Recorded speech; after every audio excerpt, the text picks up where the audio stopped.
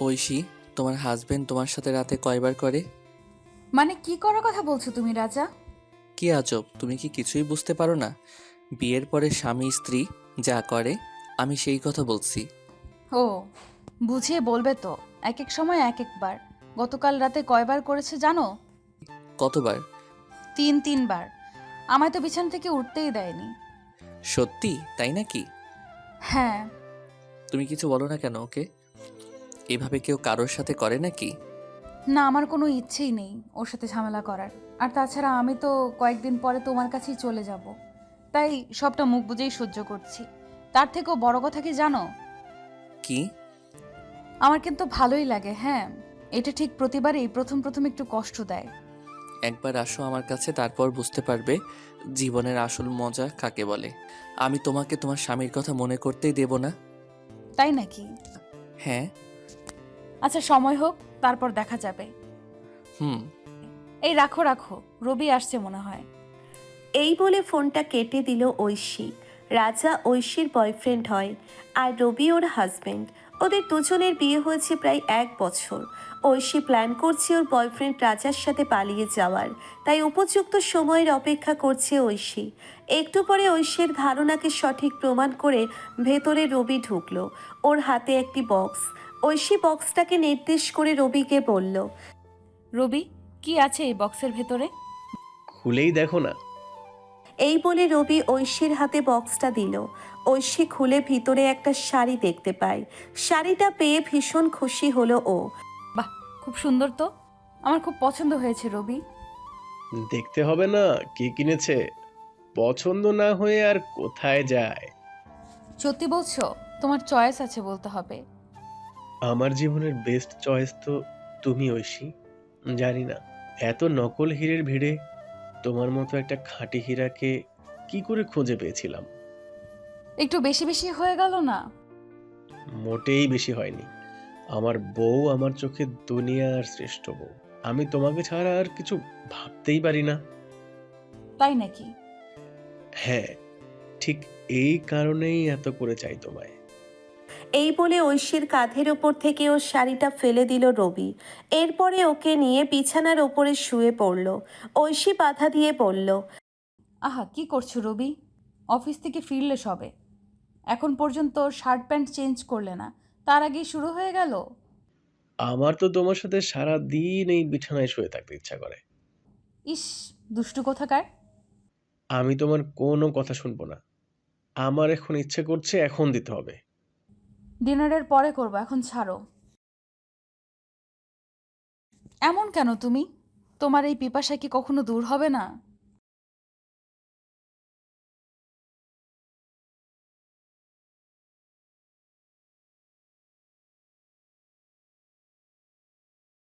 এই বলে ঐশীকে নিজের ভালোবাসার বাঁধনে জড়িয়ে ধরল রবি। তারপরে ঘরের লাইটটা বন্ধ হয়ে গেল। অনেকটা সময় কেটে যায়। ঘরের লাইট জ্বলে উঠতেই ঐশী বিছানা ছেড়ে উঠে গেল। রবি হাত পা ছড়িয়ে বিছানার ওপরে শুয়ে আছে। ওর ঘরমাক্ত শার্টের ঐশীর লিপস্টিকের দাগ। পরের দিন সকালবেলা অফিস যেতে যেতে ঐশীকে রবি বলতে লাগলো, ঐশী, আমি কিন্তু অফিসে গেলাম। আর শোনো, আজ ফিরতে একটু দেরি হতে পারে। কেন দেরি হবে কেন? আর কতটা দেরি হবে? সন্ধ্যার পরে একটা মিটিং আছে অফিসে, তাই ফিরতে দেরি হতে পারে। তুমি বরং খেয়ে দিয়ে শুয়ে পড়ো। আচ্ছা, ঠিক আছে। এরপর বাসা থেকে অফিসের উদ্দেশ্যে বেরিয়ে গেল রবি। রবি চলে যেতেই রাজাকে একটা ফোন কল করলো। রাজা ফোন রিসিভ করতেই ঐশী ওকে বলে উঠল, রাজা, কোথায় আছো তুমি এখন? আমি জিমে। কেন, কি হয়েছে? শোনো, একটা কথা বলার ছিল তোমায়। শুনে আবার আটকে ওঠো না। কি এমন কথা যা শুনে আঁতকে উঠবো আমি? আমার বাসায় আসতে পারবে এখন? কি, তোমার বাসায়? জানতাম শুনে রিয়্যাক্ট করবে। আগে আমার পুরো কথাটা তো শোনো। আজ রবির বাসায় ফিরতে অনেক রাত হবে, তুমি চাইলে কিন্তু আসতেই পারো। কিন্তু এ তো অনেক দূরের পথ, আস্তে আস্তে বিকেল হয়ে যাবে। হুম, তুমি বিকালবেলা চলে আসবে। এরপর গল্পগুজব করে আবার রাতের বেলা চলে যাবে তুমি, রবি বাসায় পৌঁছানোর আগেই। ঐশী, এত কষ্ট করে শুধু তোমার সাথে গল্পগুজব করার জন্য তো তোমার বাসায় যেতে পারবো না আমি। ইস, দুষ্টু কোথাকার। তো আর কি কি চাই তোমার শুনি? এক্সট্রা কিছু? আচ্ছা, দেব দেব। তুমি যা চাও তাই দেব। আগে তো এসো এখানে। ঠিক আছে, আমি একটু পরেই রওনা দিচ্ছি। তবে আমার কিন্তু ভয়ও হচ্ছে। যদি তোমার হাজবেন্ডের কাছে ধরা পড়ে যাই, তখন কি হবে? এত ভয় পেলে চলে নাকি? আর তুমি না আমায় ভালোবাসো? যারা ভালোবাসে তারা কখনো এত ভয় পায় না। এরপরে রাজা রেডি হয়ে ঐশীর বাসার উদ্দেশ্যে রওনা দেয়। ঐশী এদিকে রাজার জন্য অপেক্ষা করতে লাগলো। বিকেল 4টের দিকে কলিং বেল বেজে উঠতেই ঐশী ছুটে গিয়ে দরজাটা খুলল। দরজার সামনে দেখতে পায় একজন হ্যান্ডসাম যুবক দাঁড়িয়ে আছে। রবির থেকে বয়স অনেকটা কম তার। বডি ফিগার দেখেই বোঝা যায় প্রতিদিন জিমে অভ্যস্ত সে। রাজাকে বাস্তবে যতটা ভেবেছিল তার থেকেও অনেক বেশি হ্যান্ডসাম ও। রাজা হেসে ঐশীকে উদ্দেশ্য করে বলে, ভেতরে আসতে দেবে নাকি বাইরে দাঁড় করিয়ে রাখবে? ও সরি সরি, ভেতরে আসো। লোকেশন দেখে দেখে আসতে নিশ্চয়ই প্রবলেম হয়েছে। হ্যাঁ, প্রথমবার তো তাই একটু হয়েছে। ঐশী রাজাকে সোফার ওপরে বসতে বলল। এরপরে ও কিচেনের দিকে চলে যায়। রাজার জন্যে কিছু ফল কেটে নিয়ে এলো ঐশী। এরপরে সেগুলো ওর সামনে রাখে। অনেক জার্নি করে এসেছো, নাও ফলগুলো খেয়ে নাও। হুম, তোমার বাসায় এসেছি, তোমার আপ্যায়ন গ্রহণ তো করতেই হয়। তুমিও নাও না।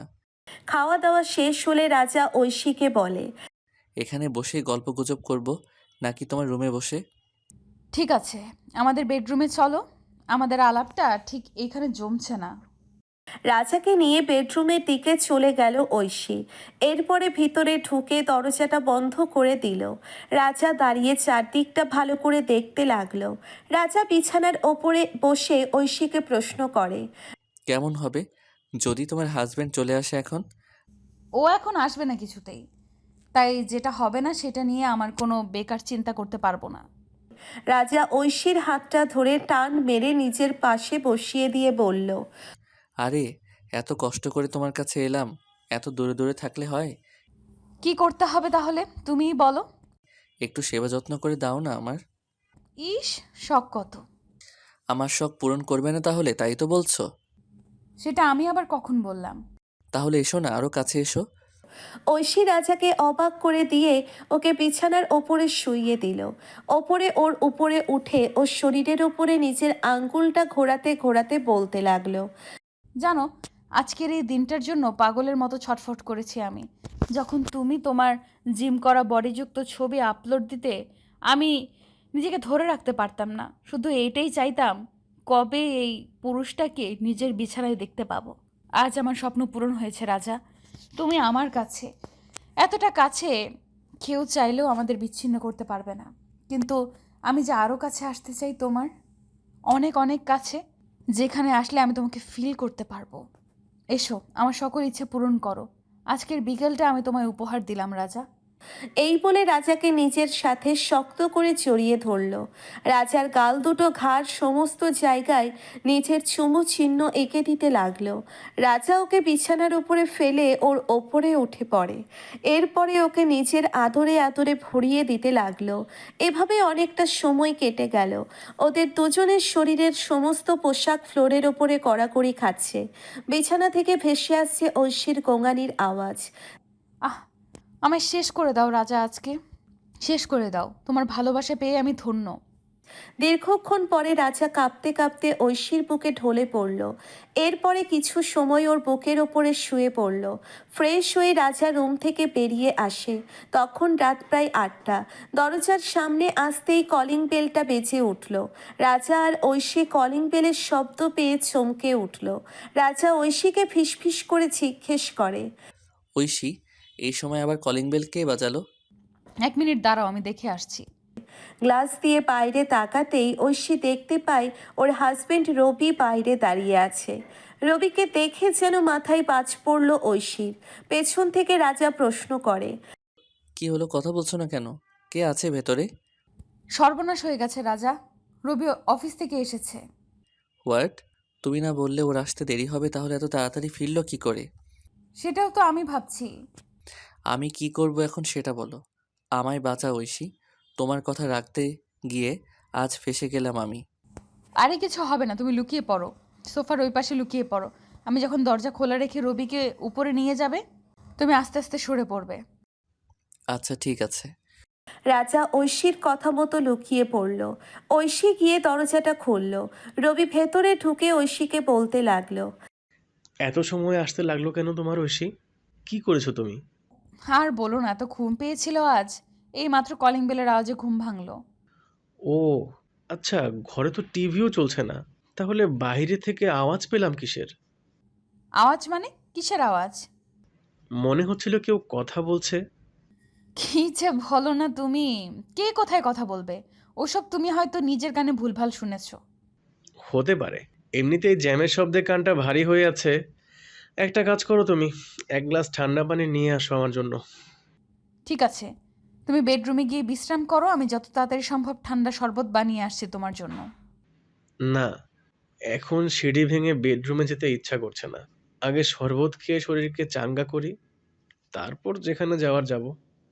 এই বলে গিয়ে সোফার উপরে বসে পড়ল রবি। ওর পেছনেই রাজা লুকিয়ে আছে। ভয়ে শরীর ওষ্ঠাগত ওর। রবি পিছনে ফিরলেই রাজাকে দেখতে পেয়ে যাবে। একটু পরে ঐশী রবির জন্য শরবত বানিয়ে নিয়ে আসলো। নাও, তাড়াতাড়ি শরবতটা খেয়ে নাও, এরপরে উপরে চলো। আজ ওপরে যাওয়ার এত তাড়া কিসের, সেটাই তো বুঝলাম না।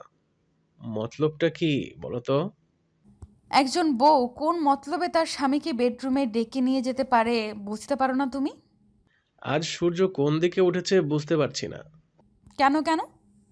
তোমার মুখ থেকে এত রোমান্টিক কথা শুনে আমি তো অবাক হচ্ছি। কথা বাড়িও না তো, তাড়াতাড়ি নিজে ঠান্ডা হয়ে আমাকে ঠান্ডা করার ব্যবস্থা করো। আর পারছি না আমি। শরবতের গ্লাসটা রেখে রবি ওর স্ত্রীকে নিয়ে সিঁড়ির উপরে পা রাখল। পেছন থেকে হাত দিয়ে রাজাকে চলে যাবার জন্যে নির্দেশ করে ঐশী। রাজা উঠে ছুটে যেতেই অসাবধানতাবশত ওর হাতটা গিয়ে গ্লাসের উপরে পড়ে। অমনি গ্লাসটা মেঝেতে পড়ে ভেঙে যায়। গ্লাসের শব্দে রবি পেছন ফিরে তাকায়। পেছনে তাকাতেই চমকে উঠল ও। দেখতে পাচ্ছে এক অচেনা পুরুষও ড্রয়িং রুমে দাঁড়িয়ে আছে। রবি ঐশীকে উদ্দেশ্য করে বলতে লাগলো। ঐশী, এটা কে? এ আমার ঘরে কি করছে? আমি কি করে চিনবো বলো তো? কোনো চোর টোর হবে হয়তো। তুমি ওকে এক্ষুনি ঘাট ধরে এই বাড়ি থেকে তাড়িয়ে দাও। চুপ থাকো, একদম চুপ।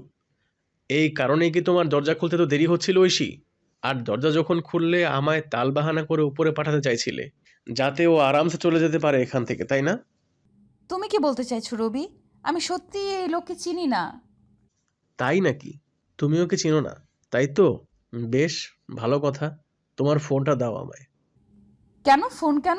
ফোন দিয়ে কি করবে? দেখো না কিছু সময়, তুমি যে নির্দোষ সেটা প্রমাণ হবে আজ। এই বলে রবি এক প্রকার জোর করে ঐশীর হাত থেকে ওর ফোনটা কেড়ে নিল। এরপর ডায়াল প্যাড থেকে প্রথম নাম্বারটা ডায়াল করতেই রাজার ফোনটা বেজে ওঠে। ঐশীর দিকে তাকিয়ে রবি বলতে লাগে। ঐশী, একটু আগে না তুমি বললে ও একটা চোর? তাহলে তোমাকে আমি কি বলবো বলো? একটা চোরের নম্বর তোমার কাছে আসলো কি করে? ঐশী রবির প্রশ্নের মুখে পড়ে হতভম্ব হয়ে গেল। ওর মুখে কোনো কথা নেই, চুপ করে রইল। এরপরে রবি আর নিজেকে কন্ট্রোল করতে না পেরে ঐশীর গালে সজোরে একটা চড় মারল। কি হলো? কথা বলছিস না কেন? বল, ওই চোরের নাম্বার তোর কাছে এলো কি করে? রবি এগিয়ে গিয়ে রাজার শার্টের কলারটা টেনে ধরল। এরপরে ওকে ধাক্কা মেরে মেঝের ওপরে ফেলে দিল। রাজা গিয়ে ভাঙা গ্লাসটার সামনে পড়ল। রবি ওর দিকে এগিয়ে যেতেই রাজা ওকে কিছু বুঝতে না দিয়ে ভাঙা গ্লাসটা ওর পেটের ভিতরে ঢুকিয়ে দিল। দূর থেকে এই দৃশ্য দেখে ঐশী চিৎকার দিয়ে উঠল। ছুটে আসে রবির দিকে। রবি কাতরাতে কাতরাতে ঐশীকে উদ্দেশ্য করে বলতে লাগলো। এটা তুমি কি করলে আমার সাথে ঐশী? আমি তোমাকে নিজের থেকেও বেশি ভালোবেসেছিলাম। তুমি আমার ভালোবাসার এই প্রতিদান দিলে? একটিবার বলতে মুখ ফুটে যে আমায় ভালোবাসো না তুমি, তুমি আরেকজনকে ভালোবাসো, আমি তোমায় তার হাতে তুলে দিতাম। আমি সারা জীবন তোমায় সুখী দেখতে চেয়েছিলাম ঐশী, সেই তুমি আমার থেকে আমার জীবনটাই কেড়ে নিলে। তোমার কখনো ভালো হবে না ঐশী, এর ফল তোমার ভোগ করতে হবে। তোমাদের দুজনকেই এর ফল ভোগ করতে হবে। এই বলে রবি ওর চোখ দুটো বন্ধ করে দিল। ঐশী রাজার দিকে এগিয়ে গিয়ে ওকে বলতে লাগলো। এটা কি করলে তুমি? ওকে মারলে কেন? তুমি এই প্রশ্ন কেন করছো আমায় ঐশী? দেখো, আমাদের পথের কাঁটা দূর হয়েছে। এবার ওর লাশটা লুকিয়ে রেখে তুমি আর আমি এখান থেকে অনেক দূরে পালিয়ে যাব।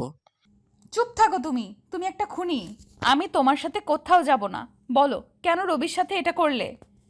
তোমার দেখছি নিজের স্বামীর প্রতি দরদের শেষ নেই। এতই যখন ভালোবাসতে ওকে, তাহলে আমাকে ডেকেছিলে কেন? আমি রবিকে কখনো ভালোবাসিনি, না এখনো বাসি। তাই বলে তুমি যেটা করলে ওর সাথে, এটা ওর প্রাপ্য নয়। আমি কখনোই ওর কোনো ক্ষতি চাইনি, শুধুমাত্র ওর জীবন থেকে দূরে সরে যেতে চেয়েছিলাম। যা হবার হয়ে গিয়েছে, চলো আমরা এখান থেকে পালিয়ে যাই। এই জায়গায় বেশি সময় থাকা আমাদের পক্ষে নিরাপদ নয়, যে কোনো সময় পুলিশ চলে আসতে পারে। পুলিশকে তুমি ভয় পাবে এখন থেকে, আমি নই। কারণ আমি কারো প্রাণ নিইনি, তুমি নিয়েছো। চুপ থাকো, নিজের মুখটা দয়া করে বন্ধ করো। আর এই লাশটার কি ব্যবস্থা করা যায়, একটা আইডিয়া দাও। আমার মনে হয় পুড়িয়ে ফেললে সব থেকে বেস্ট হবে, তাহলে আর কেউ কিছু খুঁজেই পাবে না। আমি আমার হাজব্যান্ডের লাশ পোড়াতে দেব না। ও সাধারণ মানুষের মতোই লাশ জানাজা হবে, আর সেই সাথে তোমায় গ্রেফতার করবে পুলিশ। তুমি এই কারণে বুঝি আমায় এত দূরে ডেকে এনেছো, ফাঁসানোর জন্য? তোমাকে ফাঁসানোর কোনো উদ্দেশ্য ছিল না আমার, কিন্তু তোমার অপকর্মই তোমায় ফাঁসিয়ে দিল আজ। তোমার অন্যায়ের বিচার আইন করবে এখন। আমি যা করেছি তোমার আর আমার কথাই ভেবে করেছি। তুমি শেষ পর্যন্ত এভাবে আমায় ভুল বুঝে ছেড়ে যেতে পারো না। তোমার অন্যায়ের বিচার আইন করবে এখন। তোমার সাথে আমার পালিয়ে যেতে কোনো আপত্তি ছিল না, কিন্তু তুমি এই নিরীহ মানুষটার জীবনটা কেন শেষ করে দিলে? ও হয়তো একটু কষ্ট পেত আমি চলে যাওয়াতে, কিন্তু তারপরও তো অন্তত বেঁচে থাকতো। তুমি কি চাও বলো তো? আমি তোমার শেষ কথা শুনতে চাই। আমি এই মানুষটার লাশকে তোমায় গুম করতে বা পোড়াতে দেব না। আমি চাই তুমি পুলিশের কাছে ধরা দাও, এরপরে নিজের পাপ স্বীকার করো। আমার লাইফটা বরবাদ না করলেই হচ্ছে না তোর, তাই না? তোকে ভালোবেসেছিলাম, আর তুই আমায় এই পরিস্থিতির মুখে দাঁড় করালি। আজ দেখ তোর কি অবস্থা করি। এই বলে ঐশীর দিকে এগিয়ে যায় রাজা। ওর গলাটা শক্ত করে চেপে ধরল। ঐশী ছটফট করতে থাকে। কিছুক্ষণ পরে মৃত্যুর কোণে ঢলে পড়ল ঐশী। রবির লাশের ওপরে পড়ে রইল। রাজা দ্রুত সরে পড়ে বাড়ি থেকে, কিন্তু বেশি দিন পালিয়ে বাঁচতে পারল না। আশেপাশের সিসিটিভি ফুটেজের মাধ্যমে পুলিশ দ্রুত রাজাকে গ্রেফতার করে। এভাবেই পরকীয়া একটা পরিবার আর একটা মানুষের জীবন শেষ করে দিল।